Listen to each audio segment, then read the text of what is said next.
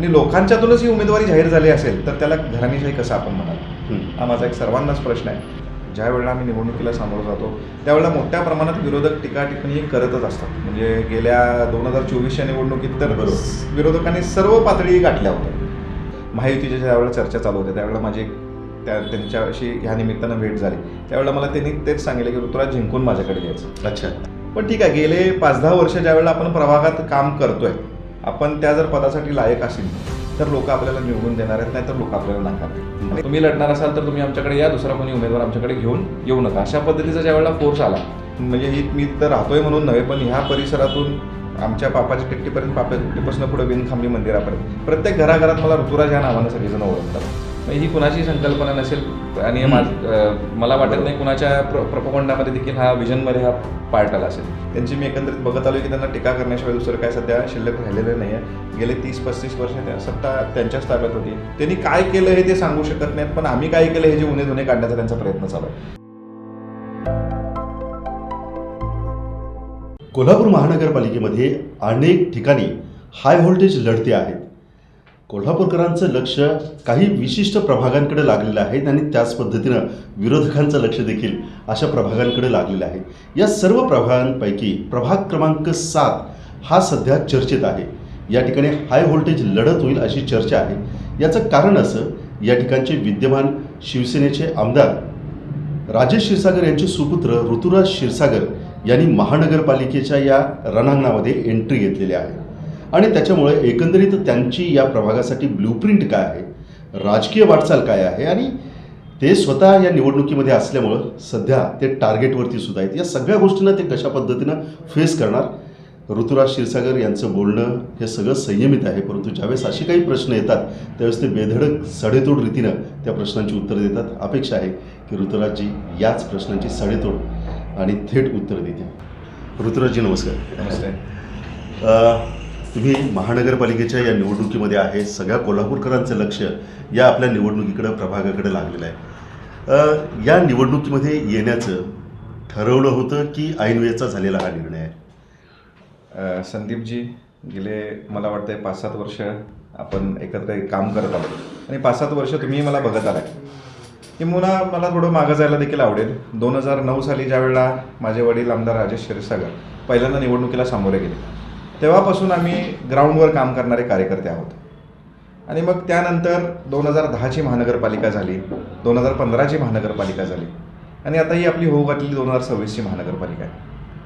त्यावेळेला देखील लोकांच्यातनं एक फोर्स होता की बाबा आपण कुठेतरी ह्या रणांगणात येणं आवश्यक होतं, पण मी तो विचार कधीच केला नाही. पण ज्यावेळेला 2019ला क्षीरसागर साहेबांचा पराभव झाला आणि मग त्यानंतर वाटलं की बाबा एखादं संवैधानिक पद आपल्या घरी असणं आवश्यक आहे. आणि याच दृष्टीनं ज्यावेळेला माझ्या घरापलीकडचा भाग हा बाजारगेट, जुना बाजारगेट जो आता प्रभाग क्रमांक 7मध्येच येतो, त्या बाजारगेटमधनं आरक्षण खुलं झालं. मग ऑलरेडी आम्ही गेले त्या प्रभागात 10-12 वर्ष काम करतोय, म्हणजे 2019च्या पूर्वी. आणि मग आपण आपलं नशीब आजमावायचं, आपण चांगल्या पद्धतीचं काम करतोय, लोकांची पसंती आपल्याला, लोकांच्यात जात असताना लोकांची पसंती आपल्याला दिसते. आणि या दृष्टिकोनातून मग आम्ही विचार केला की बाबा त्यावेळेला 2020ची निवडणूक जाहीर होता ती पुढं होताच 2026 आलं. पण त्यावेळी ज्यावेळेला निवडणूक जाहीर होण्याचा प्रसंग पुढं जात होता त्यावेळेला आम्ही विचार केला की आपण तिथून लढवू शकतो. आणि मग त्या पद्धतीनं कार्यकर्त्यांचाही तसा फोर्स आमच्या त्या विभागात आम्हाला मिळत गेला.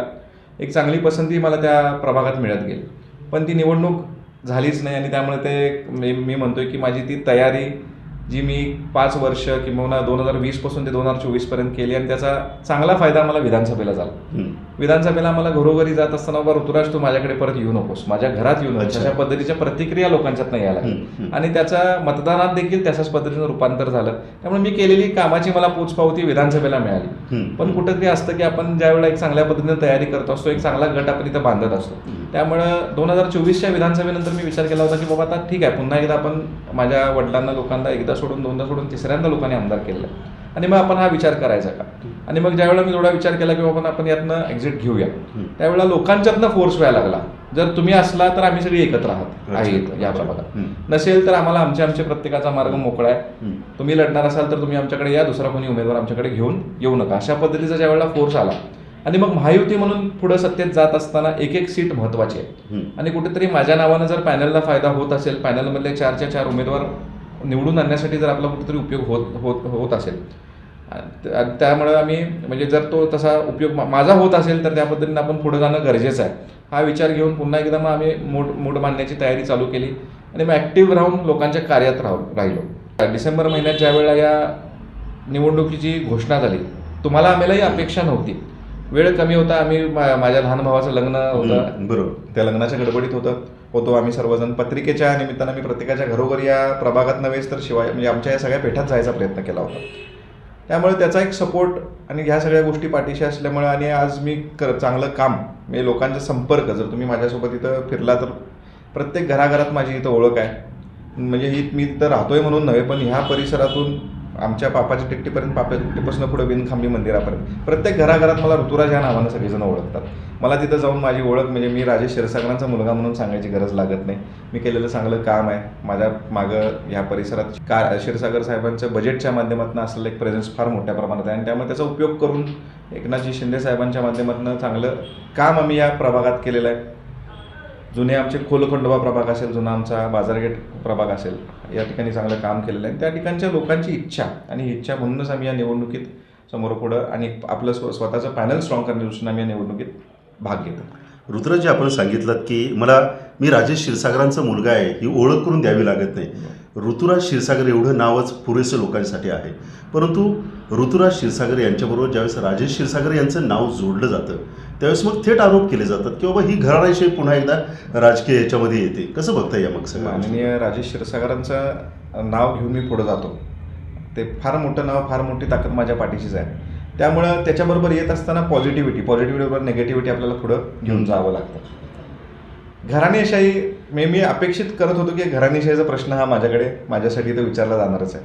पण ठीक आहे, गेले 5-10 वर्ष ज्यावेळेला आपण प्रभागात काम करतोय, आपण त्या जर पदासाठी लायक असेल तर लोक आपल्याला निवडून देणार आहेत, नाही तर लोक आपल्याला नाकारतील आणि त्या पद्धतीने आम्ही पुढे जात आहे. बरोबर. शेवटी ह्या निवडणुका होत असतात, निवडणुकीला सामोरं जात असताना जर आपण संपूर्ण तयारी केली असेल, जर आपण 5-10 वर्ष एका प्रभागात किंवा या आमच्या शनिवारपेठ, बुधवारपेठ, शुक्रवारपेठ, उत्तरेश्वरपेठ परिसरात आम्ही जर काम करत असेल, शिवायपेठेत जर काम करत असेल आणि जर त्या ठिकाणाहून लोकांचीच जर ती इच्छा असेल, लोकांची मानसिकता तुम्हाला निवडून देण्याची असेल आणि लोकांच्यातूनच ही उमेदवारी जाहीर झाली असेल तर त्याला घराणेशाही कसं आपण म्हणाल? हा माझा एक सर्वांनाच प्रश्न आहे. तुम्ही इथं कुठल्याही घरात जाऊन विचारला तर त्यांच्याकडनं कधी घराणेशाहीचा आरोप माझ्यावर होणार नाही, कारण त्यांची अपेक्षा आहे की मी या निवडणुकीला समोर जाणं गरजेचं आहे. कारण त्यांनाही माहिती आहे की जर मी ह्या प्रक्रियेत आलो तर आपल्या प्रभागात चांगल्या पद्धतीची कामं होणार आहेत. आम्हाला ज्या मूलभूत सोयीसुविधा ज्या अपेक्षित आहेत त्या आम्हाला ह्या ऋतुराजच्या माध्यमातून मिळणार आहेत आणि त्यामुळं हा घराणेशाहीपेक्षा ही माझी जबाबदारी समजून या निवडणुकीत सामोरं जातो. तुम्ही प्रभागाचा उल्लेख केला, काय ब्ल्यूप्रिंट काय समोर आहे प्रभागाच्या दृष्टिकोनातून फिरत असतो? माझा प्रभाग हा 2 मारुती मंदिरांच्या मध्ये असणारा प्रभाग आहे. आमच्या सोन्या मारुती चौकापासून उमा मारुती चौक अशा पद्धतीचा हा प्रभाग आहे.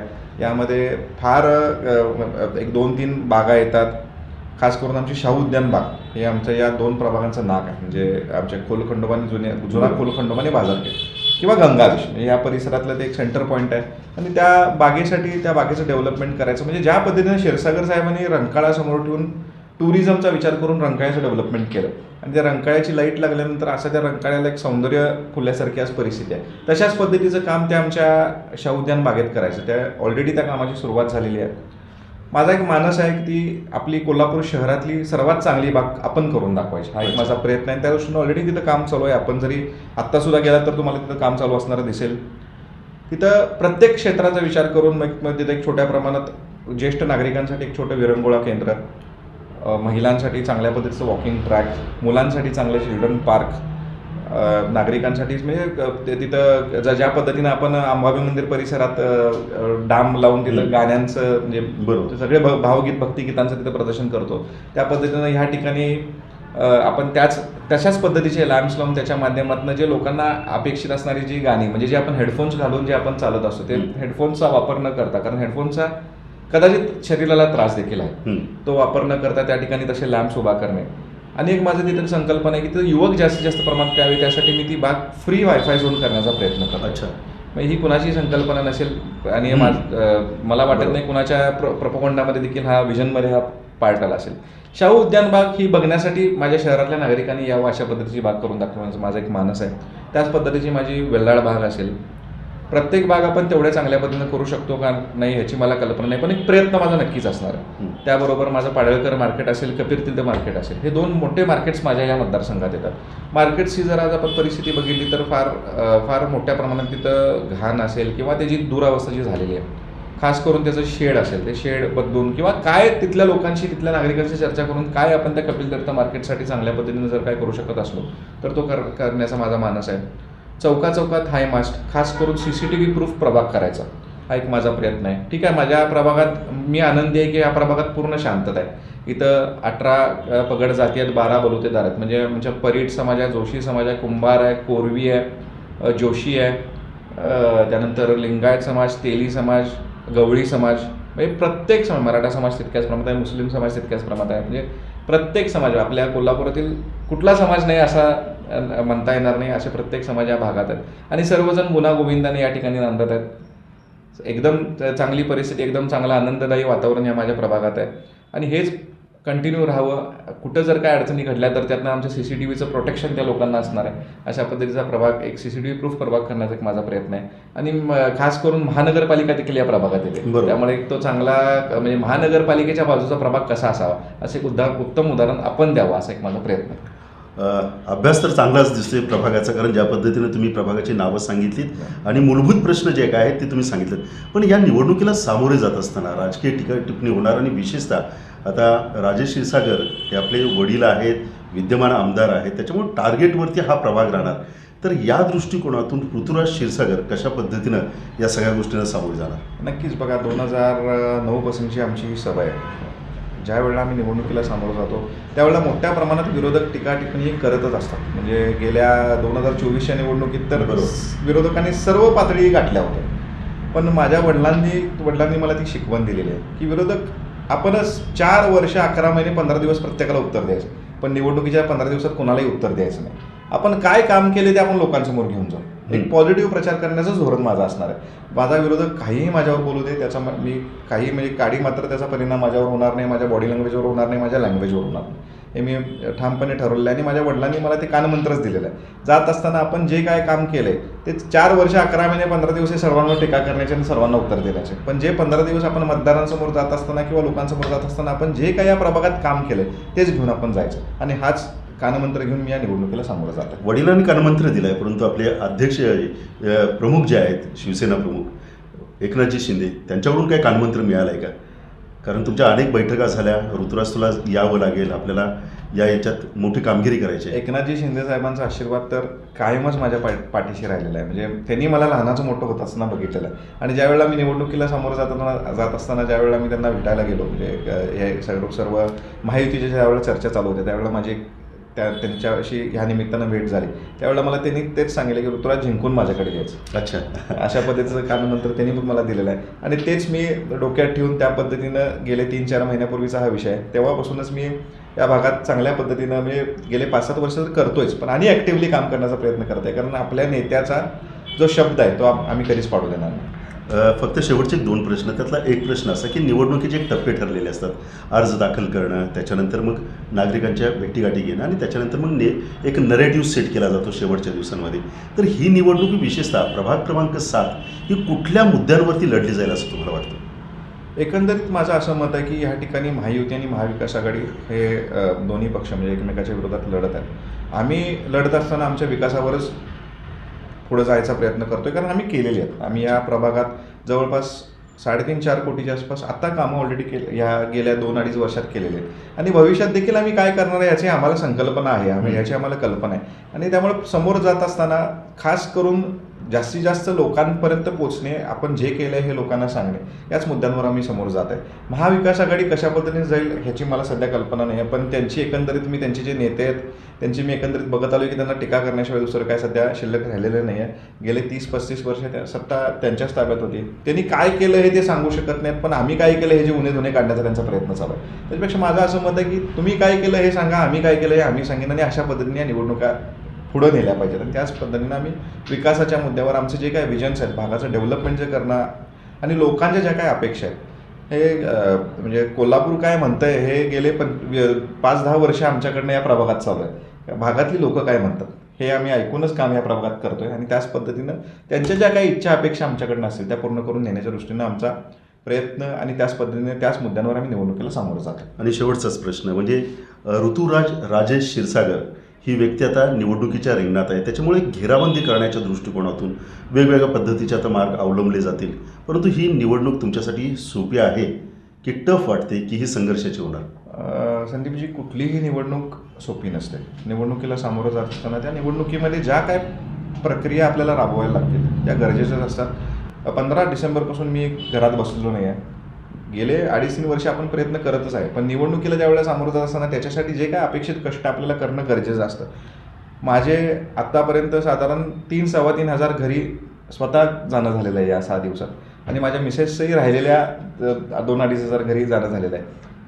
तीही 5,000 लोकांच्यात 5,000 घरात जाणार आहे, मीही 5,000 घरांच्यात जाणार आहे. त्यामुळं जे काय अपेक्षित निवडणुकीसाठी करणं गरजेचं आहे आणि प्रयत्न असा आहे की आणि आम्ही 4ही उमेदवार देखील या 5,000 घरात जाण्याचा प्रयत्न करतोय. त्यामुळे निवडणूक सामोरे जात असताना जे काय आपल्याला अपेक्षित आहे ते करणं गरजेचं आहे आणि ही निवडणूक जशी आम्ही 2024ची लढली, जशी 2019ची लढली, 14ची लढली, 9ची लढली, त्याच पद्धतीनं मतदारांना जे काय अपेक्षित आहे आणि निवडणुकीच्या प्रक्रियेत जे काय करणं गरजेचं आहे हे संपूर्णपणे त्याचं तंतोतंत पालन करून आम्ही निवडणुकीला सामोरं जातो. तर एकंदरीतच रोखठोकपणानं आणि थेट रीतीनं आपल्या प्रश्नांची उत्तरं ऋतुराज राजेश क्षीरसागर यांनी दिली. ते म्हटलं की घराणेशाहीचा मुद्दाच मला मान्य नाही, कारण मी पहिल्यापासूनच या कामात आहे आणि शेवटी घराणेशाही आहे की नाही हे ठरवणारी जनता आहे. जनता ठरवेल ना की आमचं काम खरंच त्यांच्यासाठी उपयोगाचं ठरलं आहे की नाही.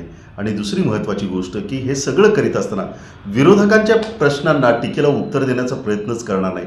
गेली जी काही वर्ष कोट्यावधीची कामं आम्ही केलीत तीच कामं घेऊन आम्ही निवडणुकीला सामोरे जाऊ. आणि त्यांनी एक सांगितलं की मुख्यमंत्र्यांनी शब्द दिला की ऋतुराज निवडूनच तू माझ्याकडे यायचंस. तर हे सगळं उद्याच्या 16 जानेवारीला कळणार आहे. पण तोपर्यंत या सगळ्या प्रभागामध्ये कशा पद्धतीनं राजकीय स्थित्यंतर राहणार, कशा पद्धतीनं प्रचाराची रणधुमाळी गाजवली जाणार याकडं आपण लाईव्ह मराठीच्या माध्यमातून लक्ष ठेवून आहोत.